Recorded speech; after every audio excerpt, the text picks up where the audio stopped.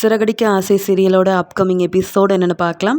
மீனாவுக்கு கிடைச்ச பெரிய ஆர்டரால முத்துவுக்கும் மீனாவுக்கும் நிறைய பணம் கிடைக்க, அந்த பணத்தை வீணா செலவு செய்யக்கூடாது, நல்லபடியாக பயன்படுத்தணும் அப்படின்றதுக்காக முத்து வீட்டில் உள்ள எல்லாரையுமே கூப்பிட்டு சந்தோஷமான இந்த விஷயத்த சொல்லி இங்கே விஜயாவோட தேவையில்லாத வேலையவும் எல்லாத்துக்கும் சொல்லி புரிய வைக்க, உடனே அண்ணாமலையும் விஜயாவை திட்ட ஆரம்பிக்கிறாரு. விஜயா, நீ திருந்தவே மாட்டியா? மீனா எவ்வளோ பெரிய ஆர்டரை எடுத்து செய்யணும்னு ஆசைப்பட்டுட்டு இருந்தா. ஆனால் நீ தேவையில்லாமல் சிந்தாமணி கூட சேர்ந்துக்கிட்டு இப்படியெல்லாம் ஒரு வேலையை செஞ்சிட்டல. நீ ஆனால் இன்னொரு தடவை மீனாவுக்கும் முத்துவுக்கும் இப்படி ஏதாவது செய்யணும்னு நினச்சேன்னா அப்புறம் நானே உன்னை சும்மா விட மாட்டேன். இங்கே ஸ்ருதியாக இருக்கட்டும், ரவியாக இருக்கட்டும், மீனா இந்த பெரிய ஆர்டர் முடிக்கிறதுக்கு பூ வாங்கன்னு எவ்வளோ உதவி செஞ்சுருக்காங்க. அவங்களுக்கு இருக்க நல்ல மனசு கூட உனக்கு இல்லையே விஜயா? ஏன் தான் இப்படி இருக்கியோ தெரியல அப்படின்னு அண்ணாமலை திட்டும்போது பதில் பேசாமல் தலை குனிஞ்சு இருக்கிற விஜயா மீனாவை பார்த்து முறைக்கிறாங்க. இப்போ மீனாவும் கை நிறைய சம்பாதிக்கிறா. இந்த ஆர்டர் மூலமாக சின்ன சின்ன ஆர்டர்லாம் மீனாவுக்கு கிடச்சிட்ருக்கு. அந்த பணத்தை அப்படியே உண்டியலில் சேர்த்து வச்சு ஒரு பிரயோஜனமும் இல்லை. மீனாவுக்குன்னு புதுசாக ஒரு அக்கௌண்ட் ஆரம்பித்து கொடுக்கணும். அது மட்டும் இல்லாமல் மீனா இப்போ பெரிய தொழிலதிபராக போகிறா, பெரிய பிஸ்னஸ் செய்ய போகிறா. நாமளும் இதை ஒரு காரணமாக வச்சுக்கிட்டு அம்மா கிட்டேயும் அப்பா கிட்டேயும் சொல்லி சீக்கிரமாகவே இங்கே செல்வம் சொன்ன மாதிரியும் நான் ஆசைப்பட்ட மாதிரியும் டிரைவிங் ஸ்கூலை வைக்கணும் அப்படின்ற நல்ல விஷயத்த அண்ணாமலை கிட்ட சொல்ல அண்ணாமலை ரொம்ப சந்தோஷப்படுறாரு. ஆனால் விஜயாவும் ரோஹிணியும் இதெல்லாம் கேட்டு ரொம்ப கோவப்படுறாங்க. அதுக்குடனே ரோஹிணி, இது விஜயா அத்தையோட வீடு, நீங்கள் என்ன முத்து இப்படியெல்லாம் உங்கள் இஷ்டத்துக்கு ஒரு முடிவு எடுத்துகிட்டு இருக்கீங்க? அது மட்டும் இல்லாமல் ஆன்ட்டி என்ன சொல்கிறாங்களோ அதுதானே இந்த வீட்டில் நடக்கும். அது மட்டும் இல்லை, வீணா நிறைய செலவாகும், அதெல்லாம் ஒன்றும் வேண்டாம். இங்கே மீனா பிஸ்னஸ் செய்கிறதே விஜயா அத்தைக்கு பிடிக்கல, இதில் நீங்கள் வேறையா அப்படின்னு ஆரம்பிக்கிறாங்க ரோகிணி. உடனே விஜயாவும் ஆமாம் ஆமாம், எனக்கு இந்த டிரைவிங் ஸ்கூலை இங்கே ஆரம்பிக்கிறதுலாம் கொஞ்சம் கூட பிடிக்கல முத்துன்னு சொல்ல, அம்மா நீங்கள் ஏற்கனவே மீனாவே வருமானம் பார்க்கக்கூடாது, வேலைக்கு போகக்கூடாது, பெரிய ஆர்டரை செய்யக்கூடாதுன்னு நினச்சவங்க, உங்ககிட்ட நான் பேச வேண்டிய அவசியம் இல்லை. அப்பா நீங்கள் சொல்லுங்கப்பா அப்படின்னு சொல்ல எனக்கு ரொம்ப சந்தோஷமாக இருக்குது. அது என்ன விஜயா சொல்கிறது, இது விஜயா வீடாக இருந்தாலும் விஜயா செஞ்ச இந்த வேலைக்கு அவளை நான் சும்மா விட்டதே பெருசு. நீ உன் இஷ்டம் போல் நீ கண்டிப்பாக டிரைவிங் ஸ்கூலை ஆரம்பிக்கணும். நீயும் மீனாவும் தலை நிமிந்து சந்தோஷமாக கை நிறைய சம்பாதிக்கணும் அப்படின்னு இங்கே சந்தோஷமாக சொல்லிட்டு இருக்காரு அண்ணாமலை. இதை கேட்ட ரவி, ஸ்ருதின்னு எல்லாருமே முத்து மீனாக்கு வாழ்த்து சொல்கிறாங்க. ஆனால் மனோஜ் மட்டும் ரொம்ப சோகமாக இங்கே முத்துவை பார்த்து கோவமாக முறைக்கிறாரு. இங்கே விஜயா நினைக்கிறாங்க, நான் என்னவோ சிந்தாமணிக்கு உதவி செய்யணும்னு நினச்சேன், ஆனால் இந்த முத்து என்னடானா மீனாவுக்கு அக்கௌண்ட் ஆரம்பித்து கொடுக்குறது, நிறைய பணம் வருதுன்னு வேற சொல்லிகிட்டு இருக்கான். அதிகமாக இந்த மீனா சம்பாதிக்க ஆரம்பிச்சிட்டா அவ்வளவு தானே அப்படின்னு யோசிக்கிறாங்க. இதில் இந்த முத்து வேற ரெண்டாவது வேலை பார்க்க போகிறேன், டிரைவிங் ஸ்கூல் ஆரம்பிக்க போகிறேன், சம்பாதிக்க போகிறேன்னு இந்த மீனாவும் முத்துவும் இப்படியெல்லாம் செய்கிறாங்களே. ஒரு வேளை மனோஜை விட இவங்க அதிகமாக சம்பாதிக்க ஆரம்பிச்சிட்டா எனக்கு இந்த வீட்டில் மதிப்பும் மரியாதையும் இருக்காது. என் மருமக ரோகிணியவும் மனோஜையும் வேற மதிக்க மாட்டாங்களே, ஏதாவது செய்யணுமே அப்படின்னு யோசிக்கிறாங்க விஜயா. எல்லா விஷயத்துலையும் முத்து தனக்கு ரொம்ப துணையாக இருக்கிறத நினச்சி மீனா கண் கலங்கினது மட்டும் இல்லாமல் முத்துக்கிட்ட நன்றி சொல்கிறாங்க. அதுக்கு உடனே முத்துவும், எனக்கு சவாரி கூட வராமல் இருந்தப்ப நீ தானே மீனா நல்லா சம்பாதிச்சு நான் யார் முன்னாடியும் தலை குனிஞ்சு நிற்கக்கூடாதுன்னு எனக்காக வேலை செஞ்சிட்ருக்க. அப்படி இருக்கும்போது உனக்கு துணையாக இல்லாமல் நான் வேறு என்ன செய்ய போகிறேன்? இப்போ கூட நீ சம்பாதிச்ச பணத்தை வச்சு தான் பெருசாக ஒரு டிரைவிங் ஸ்கூலை ஆரம்பிக்கணுன்ற எண்ணமே எனக்கு வந்தது. இப்படி எனக்காக ஒவ்வொரு வேலையவும் பார்த்து பார்த்து செய்கிற உனக்கு நான் இதெல்லாம் செய்ய தானே செய்யணும். அது மட்டும் இல்லை மீனா, உன்னை எனக்கு ரொம்ப பிடிக்கும். நீ வந்ததுக்கு அப்புறமா தான் நானே தெளிவாக எவ்வளோ வேலை செய்யணும், சம்பாதிக்கணும், எல்லாரும் முன்னாடியும் தலை நிமிர்ந்து நிற்கணுன்றதை எனக்கு கற்றுக் கொடுத்ததே நீ தானே. அப்படி இருக்கும்போது நீ எனக்கு ரொம்ப முக்கியம். நீ என்னென்னலாம் செய்யணும்னு நினைக்கிறியோ உன் ஆசை எல்லாத்தையுமே நான் நிறைவேற்றுவேன் மீனா அப்படின்னு கண் கலங்கி நிற்கிற மீனாவுக்கு ரொம்ப சந்தோஷமாக பதில் சொல்லிட்டு இருக்கிறாரு முத்து. இங்கே மீனா கிச்சனில் வேலை பார்த்துட்டு இருக்கும்போதே அவங்களுக்கு நிறைய ஆர்டர் வந்துக்கிட்டே இருக்குது. மீனாவுக்கு இங்கே வீட்டு வேலையை செய்கிறதா இல்லை கிடைக்கிற ஆர்டரை நல்லபடியாக செய்கிறதா அப்படின்னு கூட முடியாமல் இங்கே மீனா ஃபோனில் பேசிக்கிட்டே இருக்க, இதை பார்த்த விஜயா ரொம்ப கோவமா, என்ன மீனா இதெல்லாம், வீட்டு வேலையை பார்க்கும்போது யார்கிட்ட அப்படி ஃபோனில் பேசிகிட்டு இருக்க?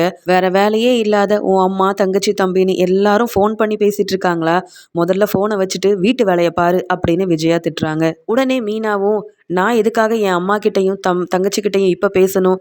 நான் வெளியில் பூ கொடுக்க போகும்போது தான் தினமும் அவங்கள பார்க்குறேனே, அவங்க யாரும் எனக்கு ஃபோன் பண்ணலை, அவங்கள பற்றியும் நீங்கள் பேச வேண்டாம்.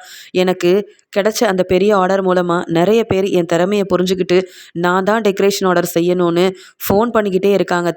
சின்ன சின்ன ஆர்டராக இருந்தாலும் பெரிய பெரிய ஆர்டராக இருந்தாலும் நான் தானே எடுத்து செய்யணும். ஆசைப்பட்டு ஆர்டரை செய்யுங்கன்னு கேட்குறவங்க கிட்ட வேண்டாம் நான் சொல்ல முடியும். அதனால தான் நிறைய ஆர்டர் வந்துக்கிட்டே இருக்குது, அவங்கக்கிட்ட தான் நான் ஃபோன் பேசிகிட்டு இருக்கேன் அப்படின்னு சொல்ல இதெல்லாம் கேட்டுட்டு இருக்க விஜயா நினைக்கிறாங்க, என்ன இந்த மீனா இப்படி சொல்றா? அந்த ஒரு பெரிய ஆர்டர் மூலமா இவளுக்கு நிறைய ஆர்டர் கிடைக்குதா? அதுக்காக தான் இந்த சிந்தாமணி என்கிட்ட சொன்னாங்க போல, இந்த ஆர்டரை செய்ய விடாம செய்யுங்கன்னுட்டு. என்ன செய்ய, பெரிய திறமசாலியா இருக்கிற மீனா வீட்டில் இருந்துக்கிட்டே அந்த பெரிய ஆர்டரை முடிச்சு லட்சக்கணக்கில் சம்பாதிச்சிட்டா. இப்போ நிறைய ஆர்டர் வேற கிடைக்குது போலயே, ஏதாவது செய்யணுமே அப்படின்னு யோசிக்கிறாங்க விஜயா. உடனே விஜயாவும், போதும் மீனா, வீட்டு மேலே தான் உனக்கு பொறுப்பும் அக்கறையும் இருக்கணுமே தவிர்த்து மற்றபடி இந்த டெக்கரேஷன் ஆர்டரை பற்றியே யோசிச்சுட்டு இருக்காத. முதல்ல எல்லாரும் சாப்பிட வர்றதுக்கு முன்னாடி சமையலெல்லாம் செஞ்சு வை அப்படின்னு சொல்லிட்டு அங்கே போய் தன்னுடைய ரூமில் யோசிக்க ஆரம்பிக்கிறாங்க. மீனாவுக்கு நிறைய வேலை கொடுக்கணும். அவள் டெக்கரேஷன் ஆர்டர் செய்கிறதுக்கு அவளுக்கு நேரமே இருக்கக்கூடாது. அப்படி ஏதாவது நம்ம செஞ்சுக்கிட்டே இருக்கணும். சிந்தாமணி வேற நம்ம மேலே அவ்வளோ கோவத்தில் இருக்கிறாங்க. நாம் நினச்சப்பெல்லாம் சிந்தாமணி கிட்ட பணத்தெல்லாம் வாங்கலாம், மீனாவையும் வேலைக்கு போக விடாமல் செய்யலாம் அப்படின்னு ஆசைப்பட்டுட்டு இருந்தேன். அது எதுவுமே நடக்காம போயிருச்சு. என்ன செய்ய அப்படின்னு யோசிச்சுக்கிட்டு இருக்கும்போது தான் மீனாவுக்கு இன்னைக்கு மத்தியானம் பெரிய ஆர்டர் ஒன்று கிடைக்க போகுதுன்னு சொன்னான். அங்கே அவங்கள போய் பார்க்க போகிறதாவும் சொன்னான். பேசாமல் மத்தியானம் சாப்பாடெல்லாம் எடுத்துகிட்டு வான்னு சொல்லி இங்கே பார்வதியோட வீட்டுக்கு முதல்ல வர வைப்போம். அதுக்கப்புறமா யோசித்து அந்த வேலை செய் இந்த வேலை செய்யன்னு பார்வதியோட வீட்டிலேயே தங்க வச்சிட வேண்டிதான் அப்படின்னு யோசிச்சுட்டு விஜயா உடனே டான்ஸ் ஸ்கூலுக்கு கிளம்புறாங்க.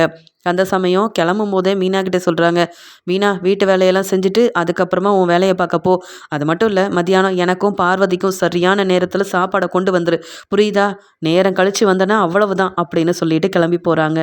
இங்கே மீனாவும் பூ கொடுக்கறதுக்காக வெளியில் போயிட்டு தன்னுடைய வேலையெல்லாம் முடிச்சதுக்கப்புறமா அவங்க அம்மாவை பார்க்க போக, மீனாவோட அம்மா ரொம்பவே சந்தோஷமாக, மீனா, சீதா சொல்லி கேள்விப்பட்டேன், வீட்டில் இருந்துக்கிட்டே நீ ரொம்ப திறமையா பெரிய டெக்கரேஷன் ஆர்டர் செஞ்சிட்டியாமே, மாப்பிள்ளை உன்னால் அவ்வளோ சந்தோஷப்பட்டாருன்னு சீதா என்கிட்ட வந்து சொன்னப்ப எவ்வளோ நல்லா சந்தோஷமாக இருந்தது தெரியுமா?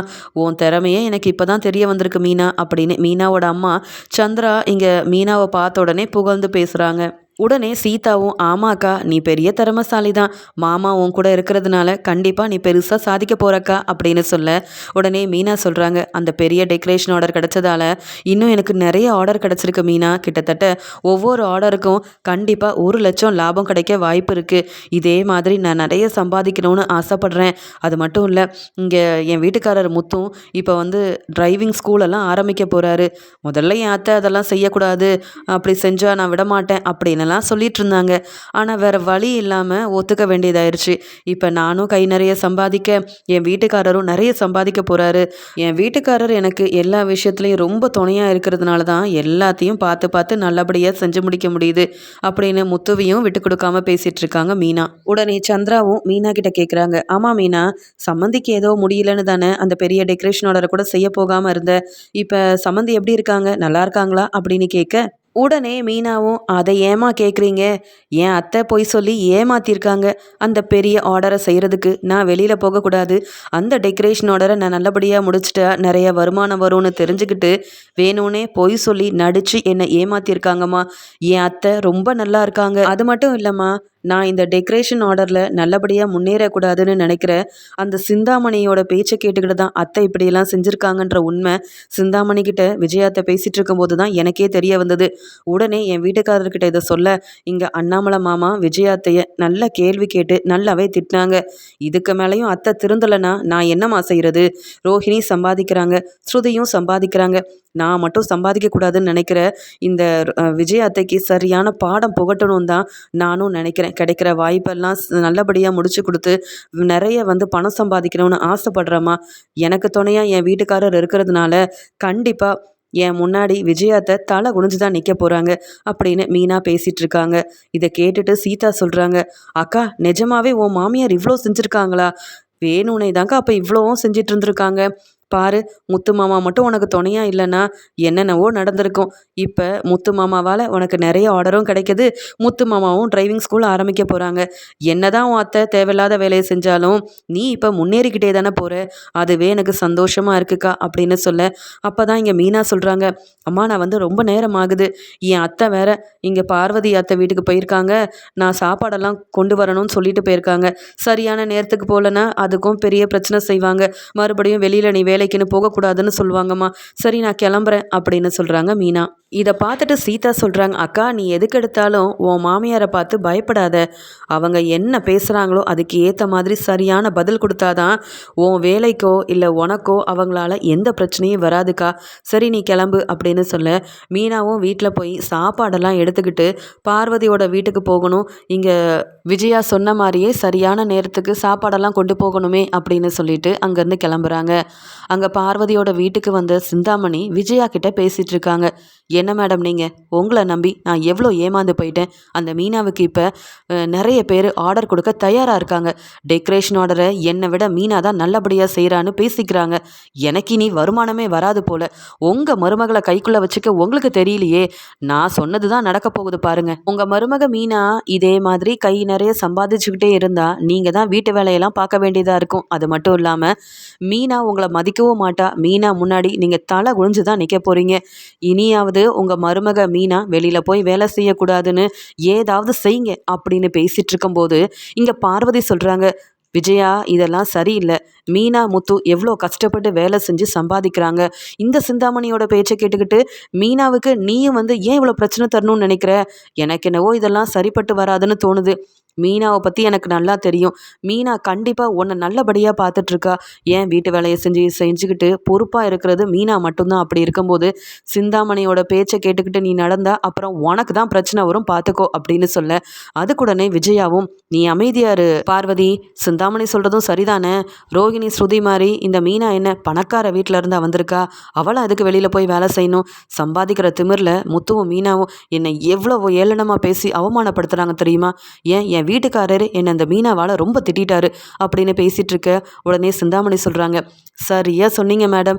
இனியாவது மீனா வெளியில் வேலைக்கு போகக்கூடாதுன்னு நீங்கள் தான் மாமியாருன்ற ஒரு உரிமையில் சொல்லணும் அப்படின்னு பேசிகிட்டு இருக்கும்போதே அங்கே மீனாவும் சாப்பாடெல்லாம் எடுத்துக்கிட்டு பார்வதியோட வீட்டுக்கு போகிறாங்க. பார்வதி இங்கே மீனாவை பார்த்துட்டு திருன்னு முழிக்க இங்கே சிந்தாமணியும் விஜயாவும் பேசிகிட்டு இருந்த எல்லாத்தையுமே மீனா கேட்டுடுறாங்க. மீனாவுக்கு அவ்வளோ கோவம் வருது. விஜயாத்தை திருந்த மாட்டாங்க போலையே, சொல்கிற விதமாக சொல்லணும் போலையே அப்படின்னு நினச்சிக்கிட்டு உள்ளே போன மீனாவும், அத்தை எவ்வளோ சொன்னாலும் திருந்த மாட்டிங்களா? இந்த சிந்தாமணி தான் தேவையில்லாமல் என் வழியில் தலையிட்டு இருக்காங்கன்னா இவங்க பேச்சை கேட்டுக்கிட்டு இவங்க தர பணத்துக்காக நீங்கள் என்ன அவமானப்படுத்தணும், நான் வேலைக்கு போகக்கூடாதுன்னு நீங்கள் எப்படி முடிவெடுக்க முடியும்? சிந்தாமணி நீங்கள் என்ன செஞ்சாலும் என்னுடைய வளர்ச்சியவும் முன்னேற்றத்தையும் உங்களால் ஒன்றும் செய்ய முடியாது. வேணும்னா என் அத்தைக்கிட்ட என்னை பற்றி தப்பாக சொல்லி கொடுங்க. இல்லை நான் வேலைக்கே போகக்கூடாதுன்னு கூட நீங்கள் முயற்சி செஞ்சு பாருங்கள். கண்டிப்பாக நான் முன்னேறிக்கிட்டே தான் போவேன். உங்களை விட இப்போவே நான் அதிகமாக சம்பாதிக்க ஆரம்பிச்சிட்டேன். என் அத்தை திருந்தலைனாலும் பரவாயில்ல. என் வீட்டுக்காரர் சொன்ன மாதிரி என் வீட்டுக்காரருக்காக நான் சம்பாதிக்க தான் போகிறேன். உங்கள் முன்னாடி நான் தலை நிமிர்ந்து காட்ட தான் போகிறேன் அப்படின்னு சொல்ல, உடனே சிந்தாமணியும் போதும் போதும், நீ என் முன்னாடி இப்படி பேச உனக்கு தகுதி இல்லை அப்படின்னு சொல்கிறாங்க. அதுக்கு உடனே மீனாவும், எனக்கு எல்லா தகுதியும் இருக்குது, ஆனால் தேவையில்லாமல் என்னை பற்றி ஏன் அத்தைக்கிட்டேயே தப்பாக சொல்லி கொடுத்து எங்கள் வீட்டில் எவ்வளோ பெரிய பிரச்சனையை உண்டு பண்ணணும்னு நினச்சி உனக்கு முதல்ல இப்படி என்கிட்ட பேச தான் தகுதி இல்லை.